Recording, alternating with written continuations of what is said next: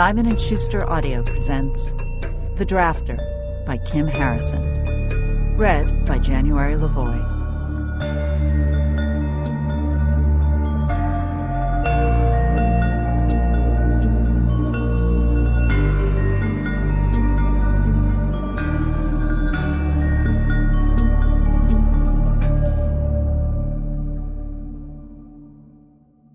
Prologue, 2025. The room was a featureless 8x8, the monotony relieved by a single chair and the door pad softly glowing in the recessed overhead lights. Pulling up from a stretch, Perry stifled a shudder as a feeling of electricity crawled over her skin, pooling where the training suit pinched. Concerned, she passed a hand over the spiderweb of white stress lines in the otherwise black leather, frown deepening when her hand turned to pinpricks as the electric field in the fabric phased. Seriously?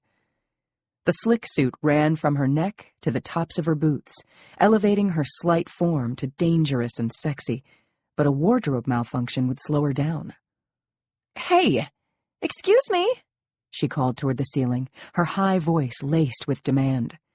"I'm getting excessive feedback from my slick suit." A soft chime fell flat in the tiny room as the audio connection opened. "I'm sorry," a man's voice said, the hint of sarcasm telling her they knew it. "Possible suit malfunctions are acceptable under the parameters of the exercise. Begin." Again the chime rang. Adrenaline surged with her quick intake of breath. She didn't see the cameras, but people were watching, comparing every move to an unattainable perfection. Squandering a cocky 3 seconds, she stretched to show her confidence along with her lithe shape. Challenge 1. Technological fence, she thought, glancing at the locked door pad. In a swift motion, she grasped the back of the wooden chair, flinging it into the wall. It hit with a startling crack of wood, and she knelt before the pieces. Nimble fingers bare of the slick suit's gloves sifted through until she found a metal pin. Rising, she padded to the locked door and used it to wedge open the door pad. "This task is mine," she thought, then walled it off, concentrating on the maze of wires until she found the one she wanted.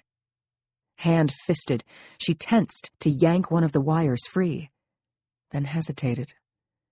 With her malfunctioning suit, she might end up on her ass, blowing out smoke as she tried to remember how to focus. Not worth the risk, she thought, following the wire back to the circuit board and shorting the door with the pin instead. The ceiling chimed her success. Perry saluted the unseen cameras, smug as the door slid open. 11 seconds. Pins set between her fingers to gouge, she dove into the cooler air and into a spacious, spongy-floored room. The ceilings were higher, the light brighter, and at the far end, a closed door beckoned, the light on the lock already a steady green. Beyond it was everything she'd been working for, everything she'd been promised. She just had to get there. A faint whisper of air gave her warning. Perry ducked, lashing out with a back kick to send a man pinwheeling into the wall. Shit, he's huge, she thought, as his slick suit flashed white. But it was fading to black even as she watched. He wasn't out of it. Yet. "Nothing personal, right?" she said, her eyes jerking from his holstered weapon to the 2 men sprinting toward her. 3 against 1 wasn't fair, but when was life ever? They attacked together. Perry dropped, rolling to take out the closest. He fell and she swarmed him, jabbing his throat with her elbow. There was the telltale thump of a pad, but she'd struck hard enough to make him gag. His slick suit flashed white as she rolled to her feet. 1 down. The second grabbed her, a glass knife shadowed with electronics at her throat. Screaming in defiance, she stabbed his ear with the chairpin. He howled in real pain, and she threw him over her shoulder and into the first man, now recovered.